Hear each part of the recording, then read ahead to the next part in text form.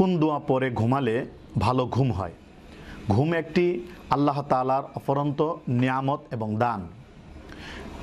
মানুষের মধ্যে আল্লাহ রাব্বুল আলামিন ঘুম দিয়েছেন তার ক্লান্তকে দূর করার জন্য, কাজের মধ্যে গতি আনার জন্য এবং প্রশান্তির জন্য।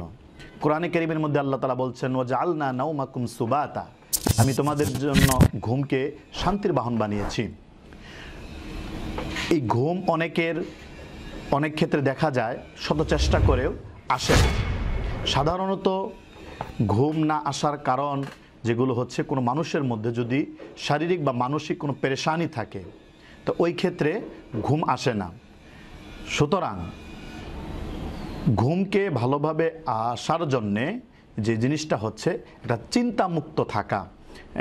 চিন্তামুক্ত যদি থাকা যায়, আল্লাহ রাব্বুল আলামিনকে স্মরণ করা যায়, তাহলে অবশ্যই ঘুম, যেহেতু আল্লাহর পক্ষ থেকে একটা নিয়ামত, অবশ্যই এটা আসবে।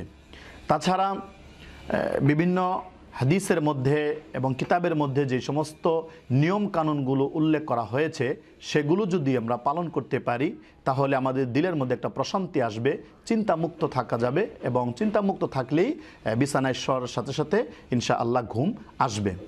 রাসূলুল্লাহ সাল্লাল্লাহু আলাইহি ওয়াসাল্লামের আমলের দিকে যদি আমরা লক্ষ্য করি তাহলে দেখতে পাবো, বুখারী এবং মুসলিম শরীফের মধ্যে আসছে, আল্লাহ রাসূল সাল্লাল্লাহু আলাইহি ওয়াসাল্লাম যখন বিছানায় যাইতেন তখন ডান কাতে শুইতেন। সুতরাং রাসূলুল্লাহর আদর্শে যদি আমরা আদর্শিত হই, তার সুন্নতগুলো যদি আমরা আমল করি, তাহলে ইনশাআল্লাহ ঘুম আসবে।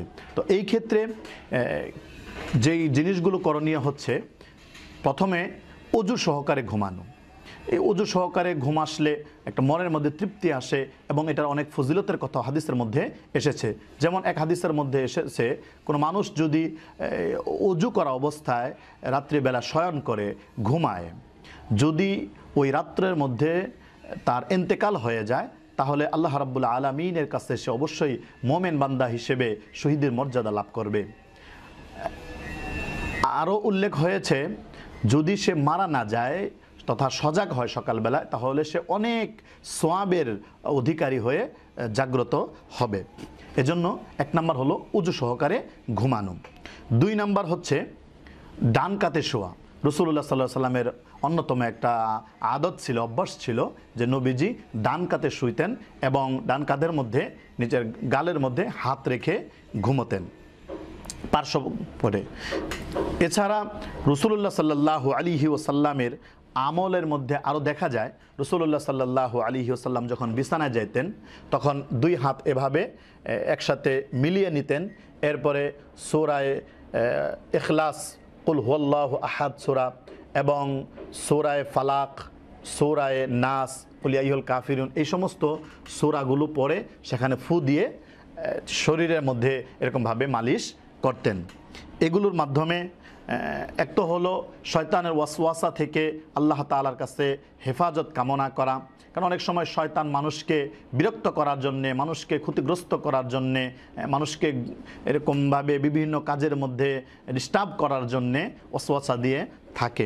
এজন্য এই সমস্ত দোয়াগুলো পড়লে শয়তান থেকে হেফাজত থাকা যায়, দূরে থাকা যায়, নিরাপদে ঘুমানো যায়।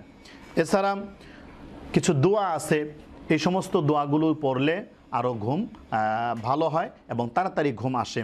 যেমন মুসনাদ আহমদের মধ্যে বা অন্যান্য হাদিসের কিতাবের মধ্যে এসেছে, ঘুমানোর সময় যদি কোনো ব্যক্তি এই দোয়াটা পড়ে, আউযু বিকালিমাতিল্লাহি তাম্মাহ মিন গাযাবিহি ওয়া ইকাবিহি ওয়া শাররি ইবাদিহি ওয়া মিন হামাযাতিশ শায়াতিনি ওয়া আইয়াহদুরুন, এই দোয়াটা যদি কোনো ব্যক্তি পাঠ করে তাহলে তার ঘুম অতি তাড়াতাড়ি এসে যাবে।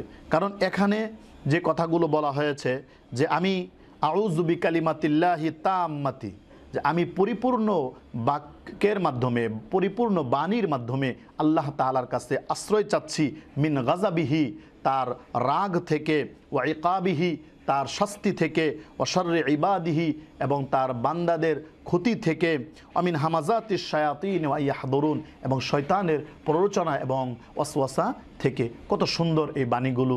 কাজেই এগুলো পড়ে যদি কোনো মানুষ ঘুমিয়ে যায় এবং ঘুমানোর সময় যদি সুবহানাল্লাহ, আলহামদুলিল্লাহ, লা ইলাহা ইল্লাল্লাহ, আল্লাহু আকবার, এর সমস্ত জিকির আজকার করে ঘুমায়, তাহলে ইনশাআল্লাহ আল্লাহ তাআলার পক্ষ থেকে অবশ্যই তার উপরে ঘুম দিবেন আল্লাহ তাআলা, এবং ঘুমের মাধ্যমে সে প্রশান্তি লাভ করতে পারবে। আল্লাহ তাআলা আমাদেরকে রাসূলুল্লাহ সাল্লাল্লাহু আলাইহি ওয়াসাল্লামের সুন্নত মোতাবেক প্রতিটি কাজ করার জন্য তৌফিক দান করুন। আমিন।